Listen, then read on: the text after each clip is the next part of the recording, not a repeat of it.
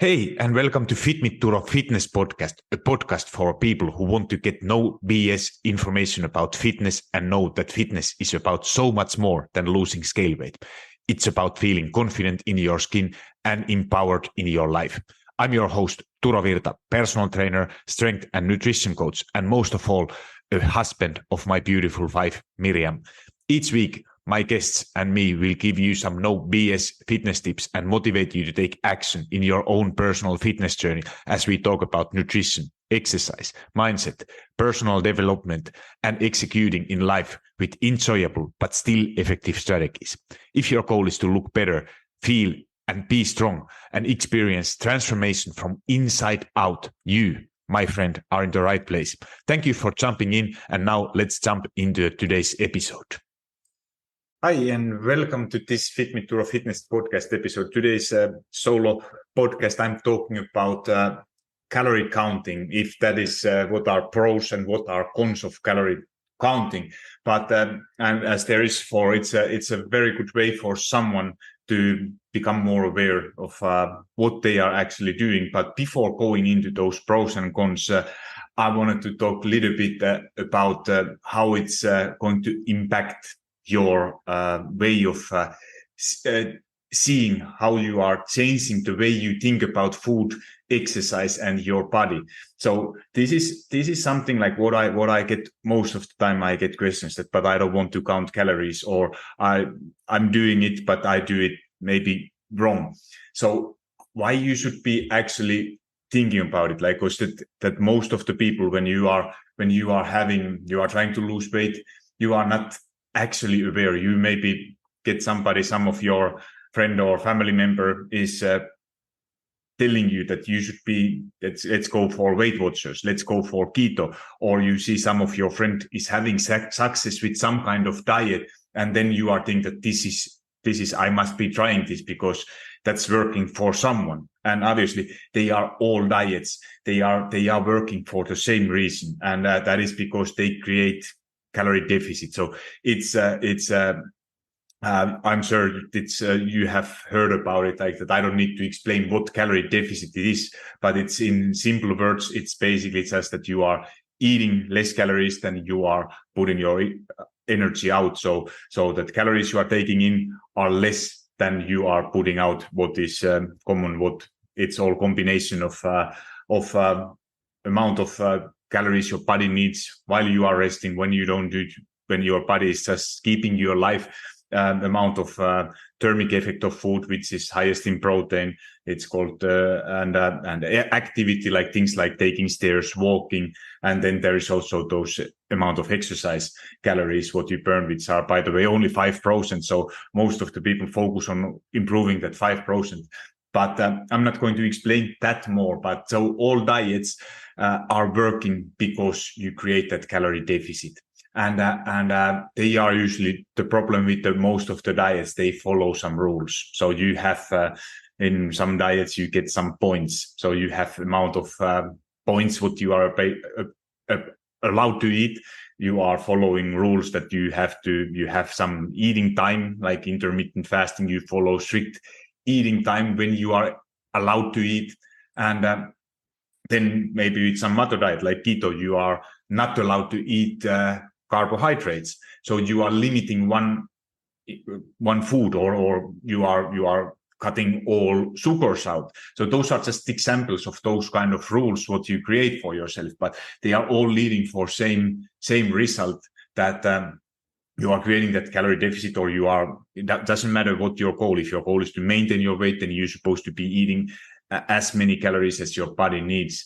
So this is something what is kind of liberating for most of the people, when you have some kind of amount of calories, what your goal should be. And then it's kind of, that is like in all my coaching programs, I will never tell to anyone what kind of way they should be doing what they are doing, like, because we are all individuals, and whatever works for me is probably not going to work for somebody else. So it's kind of my job as a coach is to provide you strategies how you can create rules that you feel confident of doing, and not just copying those from your family member or friend who have had some success with that. And that is when you start to reframe your thoughts, that you have, this is your goal. Like, let's say I use it, it's, you can think it in a calories or something, but I used to think it like if your goal is, for example, save money, you have some specific amount of money in your mind, what you want to have in your bank account.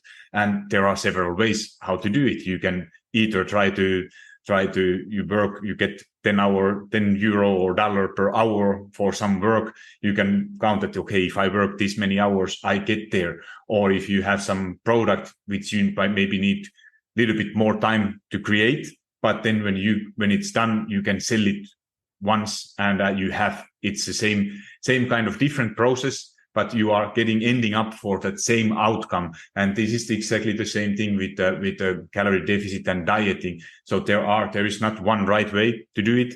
There are many different ways, and there is no right, no wrong way to do it. And it's kind of yours, of what you actually enjoy doing the most is the right solution, what is going to help you.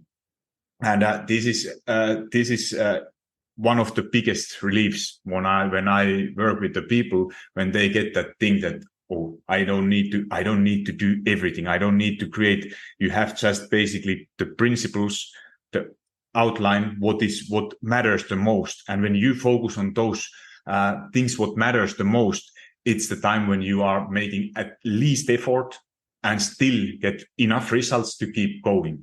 And then how it's helping you, that you are kind of letting that, because it's not that you don't have those. When you create those your rules for yourself, you don't have that kind of beating up yourself like that. If you take those rules from somebody else, let's say that you decide to go for intermittent fasting, and you are ending up that your eating window will be from 12 to 8 p.m., 8 hours. Let's say that's very common.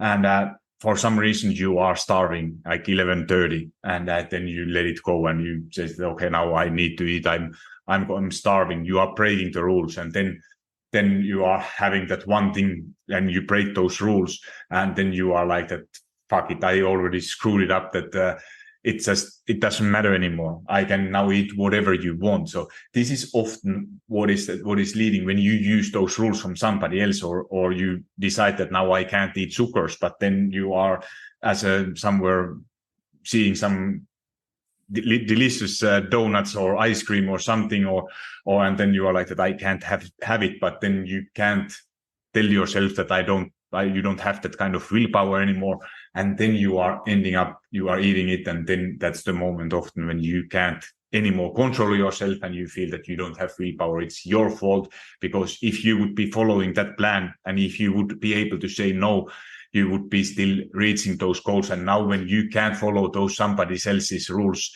it's you feel kind of like a failure. So these are kind of things, what are most common reasons why you keep failing when you need to, and how to overcome them in a short way. So then how to actually fix them, how to reframe your thoughts, is that first of all is to make decisions that you are going to success. And this is one of the scariest decisions what you have to make, because if you really think it, that we are going to fail, everybody, there is going to happen. I don't know any person, and I know pretty successful people, but I don't know anyone who have never failed. And usually the most successful people, they have failed the most, because it means that they have been able to try something different, and that they are not afraid to try different things. And but when you make decision, because I'm here to give you confidence, if you make decision that you are going to have success, you are going to have success, because until you don't quit, it will be only a matter of time before you will have success.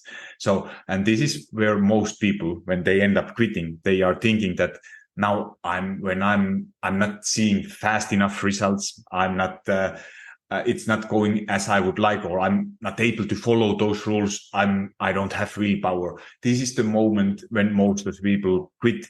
But when you have made that success, that I'm going to success this time, and it doesn't matter. And sooner you understand that this is not going to be, it's not a race. This is when you are changing, like let's say that somebody who is 40, 50 years old and have had same kind of habits, which have created from your childhood. You have had your relationship with your parents. You might have friends, you have your spouse who have all these things, and what you have kind of doing everything every time for decades. And now you are expecting, most of the people expect that when diet is starting on Monday, that you are able to change kind of everything at once and be good for the rest of your life. That's if you really think it, that's really unrealistic to expect that. So that you can expect that there will be some times that it's going to be challenging. You are going to fall off, or feeling that you are falling off track. But once you make decision that you are going to success, it will be only a matter of time. And of course, only way to fail is to quit.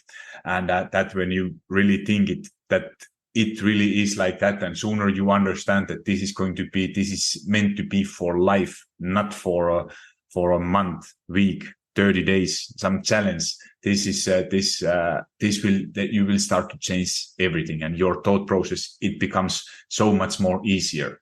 So, and then when most of the people, what is one of the thoughts from your, like, that why you have actually failed in the past? Because this is something what most people question, what they are never asking themselves. So they are thinking that, tell me what to do. And if I might say that I could give you 10 different strategies, but I don't know what is working for you. But then if you first know that, at least that why you have, because this is that fear of failure.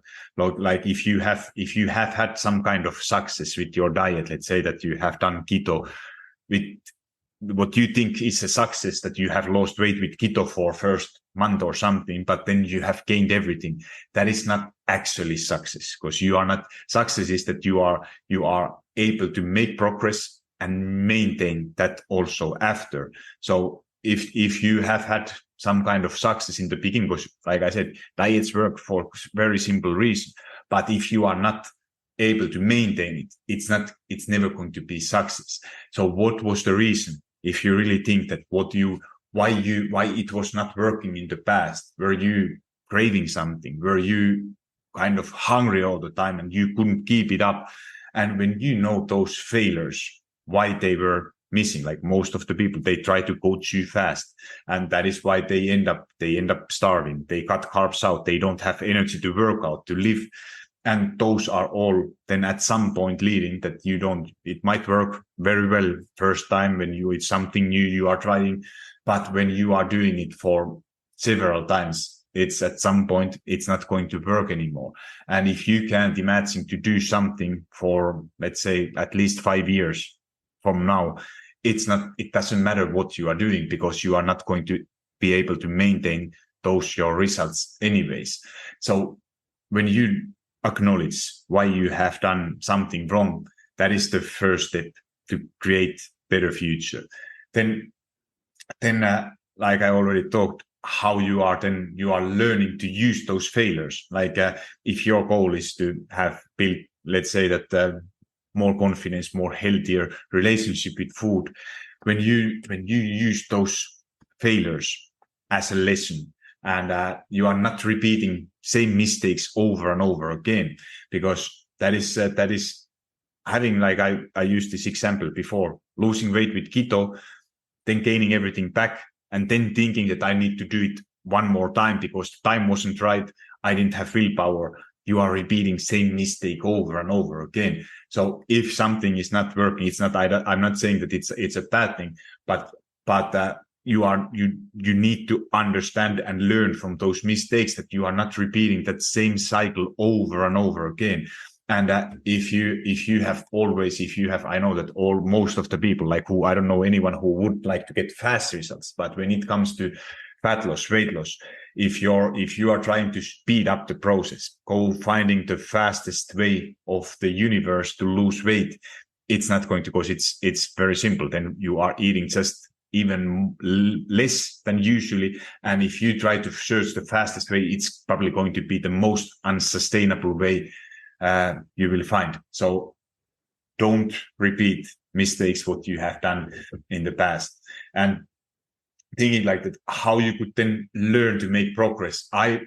Even while you are being busy at work with the family, or something is happening in a life. And thing is, this is because life is always its kind of seasons. If you think like a year, there is always, or at least, I don't know, depending where you are living. But if you think that here in Italy, where I live, we have 4 seasons. There is winter, then after winter is coming always spring, summertime, autumn. So it's like economics. It's going up and down, and it's always, your life will be full of different kind of seasons. There is going to be busy seasons. There is going to be easier times. And if you are kind of searching that what is the best way or best time that I need to, when I'm more, because this is the excuse what I hear, that I'm now so busy that I can't do anything. And instead, when you start asking little bit better questions from yourself, that how I'm able to make, because progress is always different. So how I'm able to make progress even at this time. And you are asking better questions, that how that your progress, what would be a progress? Because progress is different in every season. At some season, when you have more available time, then you have maybe more time to track your food, do your workouts, pay more attention. But if you need to kind of restart every time, when you have more time available, then it's going to be so hard. If you have done it a couple of times, you know that starting over, it's always so hard. And instead, when you are, first of all, you keep those, like how I always like to frame it when I start working with people, like even like you can imagine, most of the people, when they come to me and start working with me, they are highly motivated. They have made something have usually happened in their life, that they have got that motivation that now it's time to make change. Like maybe there is somebody is getting sick in family, maybe yourself, you get some diagnosed that now you have to do something. And that was enough just to get started, that now I need to get started. And then they are highly motivated to start working out. But when I start talking with people, I said the first goal is to take even a little bit less what you are aiming for, what you are ideally would do, and aim for that for 2 months, because it's more important to keep your promises, what you make to yourself. Even they are, it doesn't matter how big or small those promises are, but you are building that confidence when you start to keep those promises what you make to yourself. So if you know that there is a busy season in your life and you can't work out ideally you would work out, let's say 3 times a week for an hour, and then there is a busy season, and now you said, now it's not worth of it to do anything because I don't have time. But if you, instead of asking what is worth of it, what is good or not, that is not, like, I like to use the frame like that, do as little as possible to see just enough results to keep you going. And in busier times, your progress is actually, if you have never done, you have always been a person who have kind of quit and restarted when something happens or life is getting busy. If at this time you are able to do at least something and keeping your promise, like even that small promise for yourself, that is actually a progress. So go with your expectations lower and aim for a little bit less. It could be like just going for a 5-minute walk or changing your workout clothes. It doesn't matter, but go as low. Or if you are 1 hour working out, go for 20 minutes or 10 minutes. It doesn't matter what kind of promise you make to yourself, but just learn to keep your promises in your worst weeks. And that is what is going to build your confidence and everything. So, and this applies same for vacation. Most of the people, they are scared of being in vacation. And it's kind of all or nothing thinking. And if you think that you are going to lose all your progress in vacation, think like if you are think it opposite, that if you are going to do everything perfectly, you eat your meals what you wanted, you have prepared everything, you have done your workout, how much progress you are going to make in a 1 week or 2 weeks. There might be some progress, but it's not going to change anything. So don't think it that you are going to change your life totally. So then let's move to if you are going to count calories or not, and what are the pros and cons of tracking your calories and using the apps.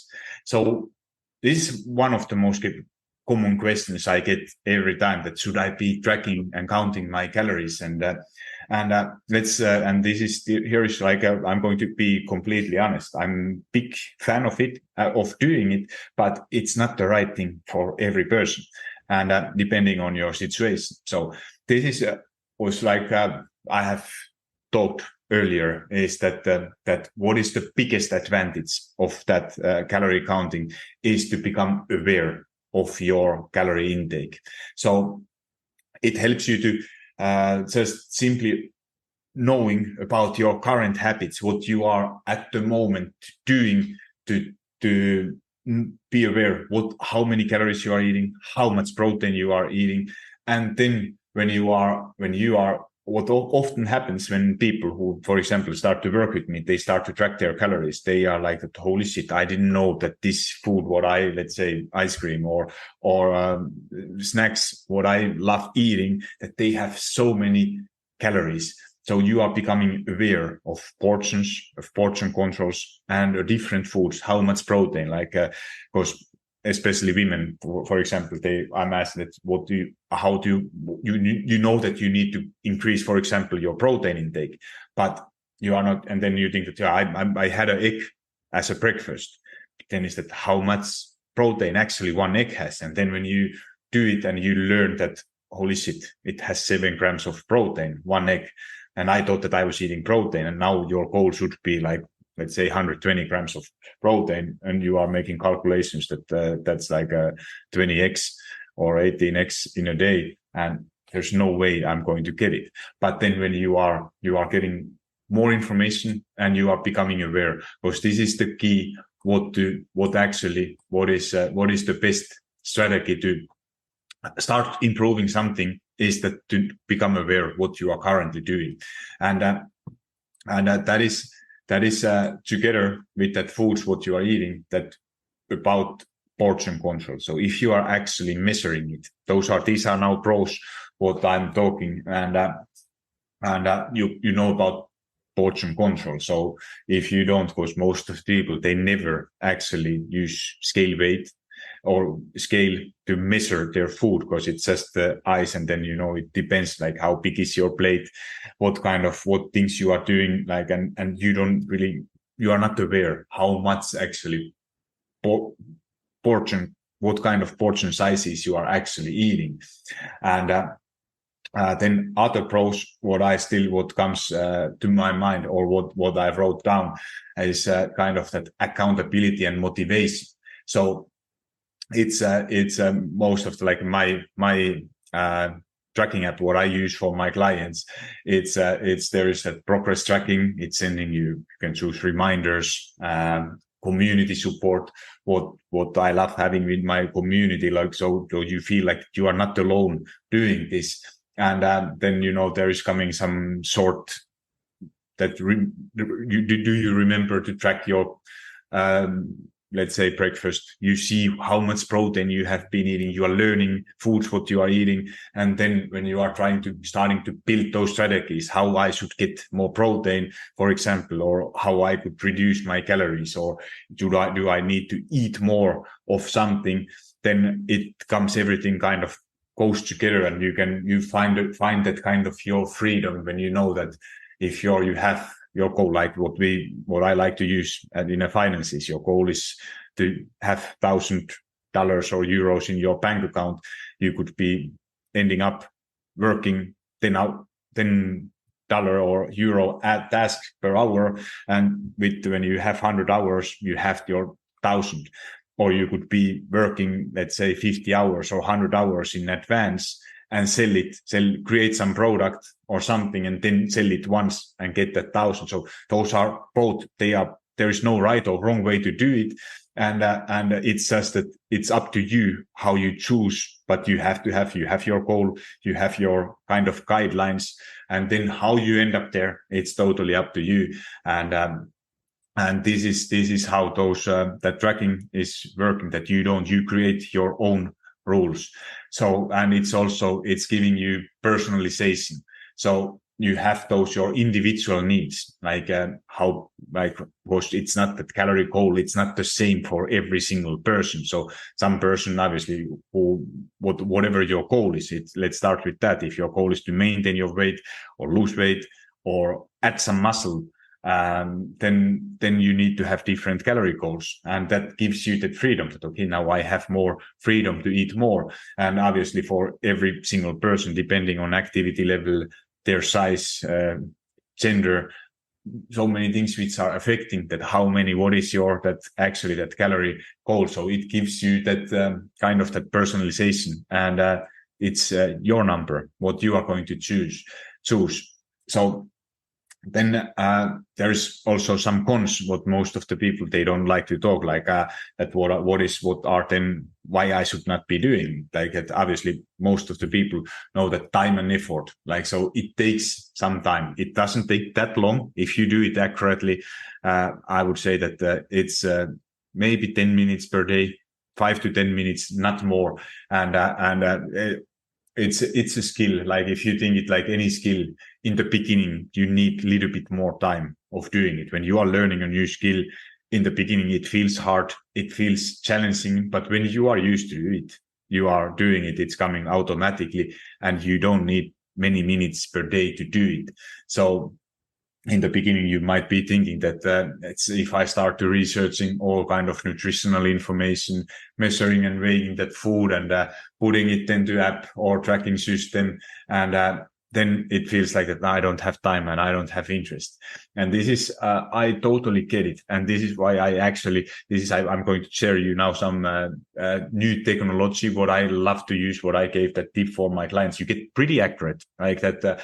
If you are using like a chat GPT or some kind of artificial intelligence, like because they are actually, it's a lot better than Google, for example. So if you have never tried it, it's a chat GPT. You can search basically all information, but you still have to write down everything you are putting into your mouth. So if you write down everything what you put into your mouth, like it don't have to be accurate, but let's say that you put that it's going to be half avocado, then you had a cup of coffee, then you had two toasts with the ham and chicken, or with ham and cheese, and whatever you had a plate of pasta with what was on top of it. So more accurate information you get, and when you actually write that down, all that, you can take your notes in your phone, write them there, everything, like obviously more accurate, you are able to give that information, better answer and more accurate answer you will get.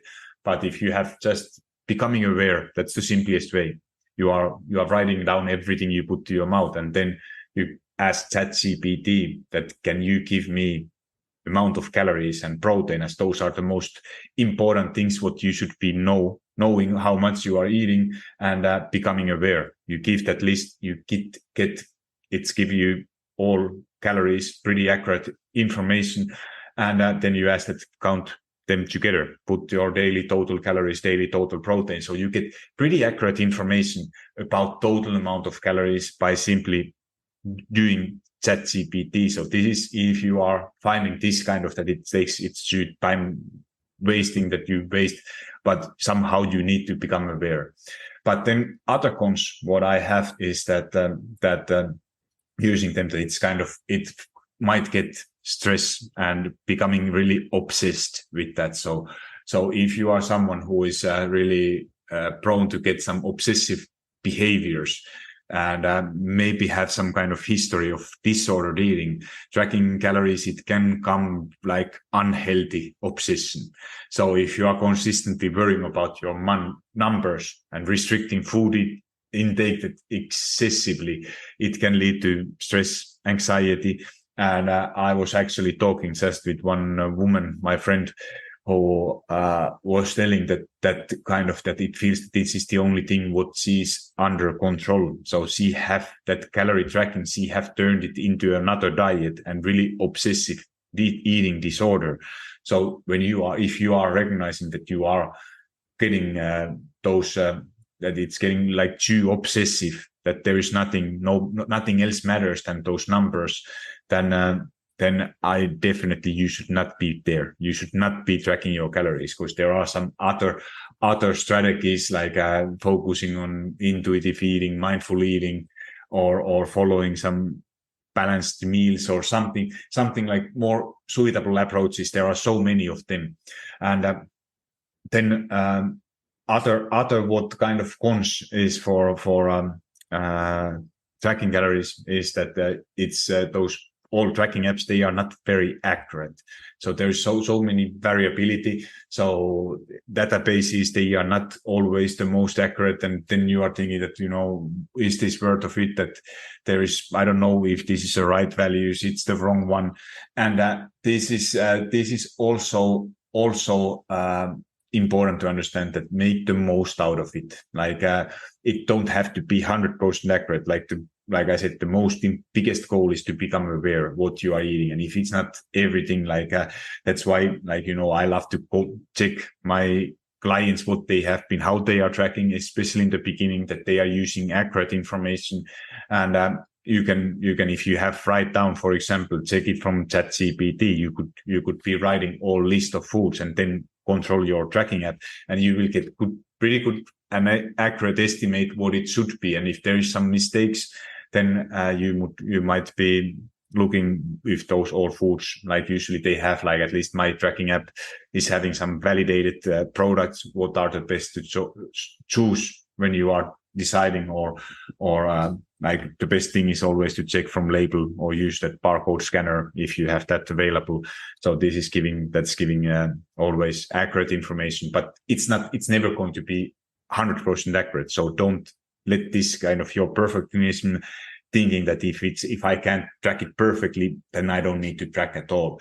But this is something what you should be also aware. And also other cons is that you don't, it's not telling always that the quality of that nutrition. So it's just the numbers game, but obviously things matters, like that the nutrients, if you are getting vitamins, minerals, fiber, they are essential for good health.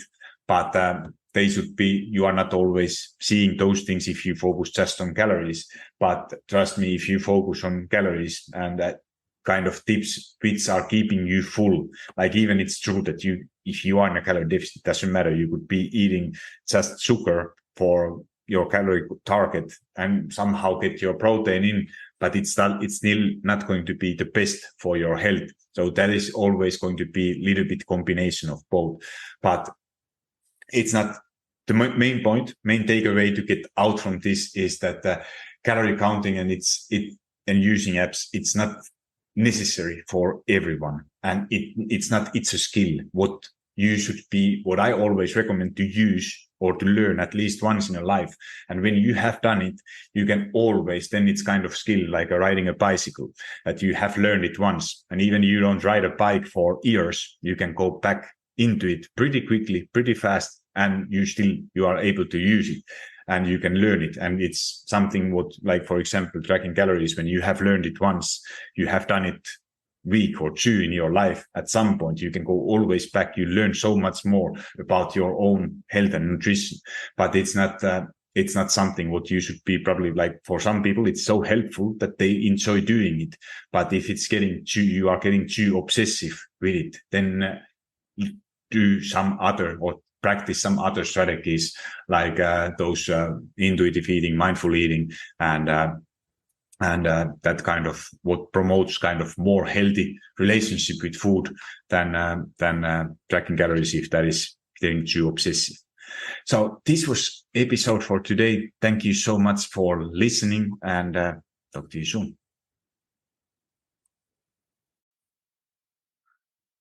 Hold up, friend. Do you love Fit Me Turo Fitness podcast? If so, the best way to say thank you is to subscribe to the podcast and leave a review on iTunes. I know every podcaster wants you to leave a review, but it's because those reviews help the podcast to reach more people. I truly want to know what you think, and if this particular episode resonated with you, would you also please share it? Either send a link to someone who you think will find it valuable, or take a screenshot and post it into your social media and tell your friends and family why they should listen it. Make sure you tag me so I can hear your feedback and give you a little love. And if you aren't already following me on Instagram or TikTok, that's the perfect time to hit that follow button. Thank you for being here and listening to Fit Me to a Fitness podcast.